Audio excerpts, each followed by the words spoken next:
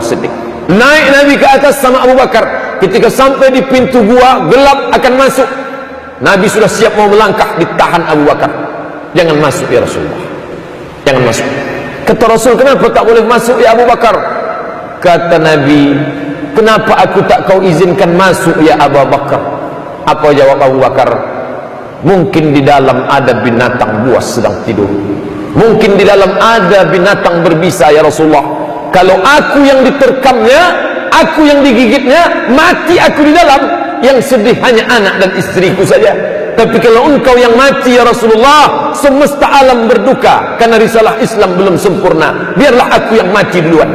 Apa hikmah di balik hijrah? Membangkitkan semangat berkorban untuk Islam. Apa yang diberikan Abu Bakar Siddiq? Nyawanya. Itu beda kita dengan Abu Bakar. Andai kitalah malam itu berdua dengan Nabi, gelap mau masuk gua, kita akan mengatakan, masuklah duluan ya Rasulullah.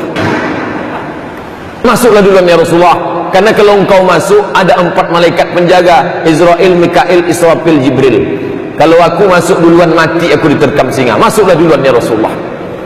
Abu Bakar tak begitu prinsip akalnya. Cerdasnya Abu Bakar bukan pada yang tak baik, pada yang baik-baik. Masuk dia ke dalam.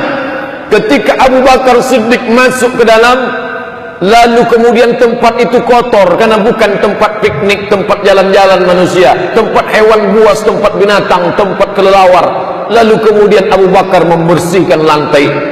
Setelah lantai itu bersih, lalu Abu Bakar Siddiq pun duduk bersandar dan kakinya dia selonjorkan memanjang karena dia capek lelah berjalan kaki dari kota Makkah naik ke Jabal Sur, bukitnya naik ke atas. Lalu kemudian dia pun duduk. Lalu datang Rasulullah, dan Rasulullah pun berbaring di atas paha Abu Bakar Siddiq. Tengkuk Rasulullah tepat di atas paha Abu Bakar Siddiq. Apa hikmah di balik ini? Persahabatan antara Abu Bakar dengan Rasulullah, persahabatan yang tak berbatas. Tak ada lagi batas antara mereka. Sangat dekat.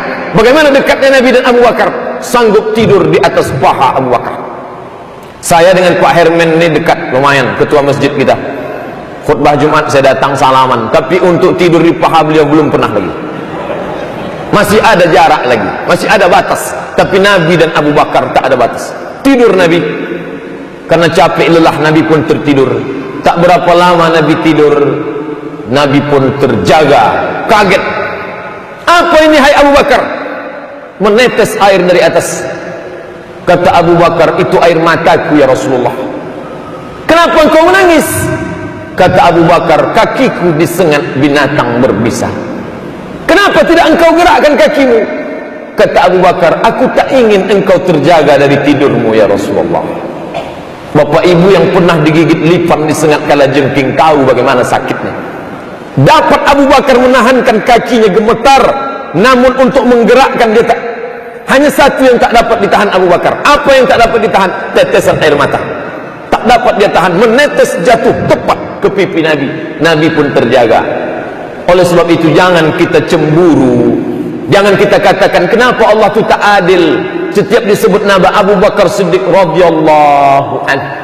Ketika kita salat tarawih, apa kata Bilal? Al-Khalifatul Awal Abu Bakrin Siddiq. Apa kata jamaah menjawab? Radhiyallahu anhu. Kenapa radhiyallahu anhu? Nyawanya dia berikan. Kenapa radhiyallahu anhu? Kakinya tak bergerak waktu disengat binatang berbisa demi supaya Nabi tak terjaga dari tidurnya. Saya lama sudah ceramah ini. Ketika protokol mengatakan yang akan menyampaikan tausiah malam ini Al-Mukarram Ustaz Abdul Somad, sebatas itu saja. Paling tinggi titel Al-Mukarram.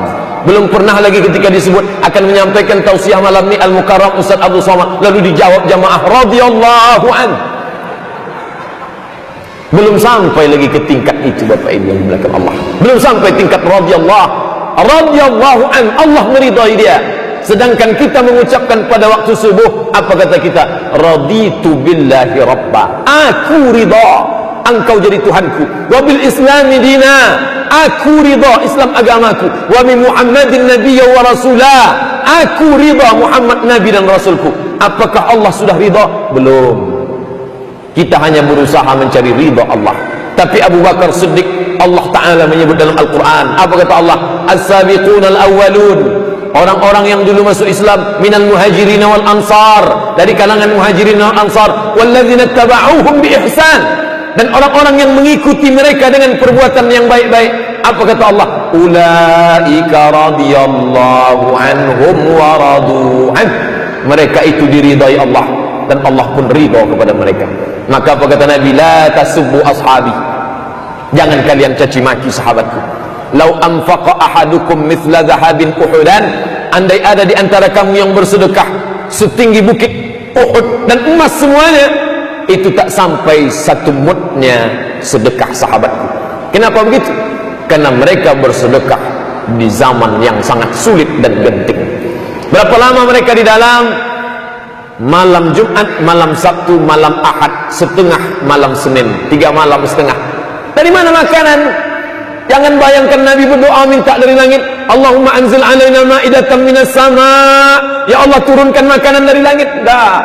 Siapa membawa makanan? Asma binti Abi Bakar. Kalau ada golongan feminisme mengatakan Islam itu diskriminatif, perempuan tak dikasih peran, nih Asma punya peran mengantar makanan. Berita hiruk pikuk di Makkah, siapa yang mengantarkannya ke atas? Makanan dibawa Asma, berita dibawa oleh Abdullah bin Abi Bakar.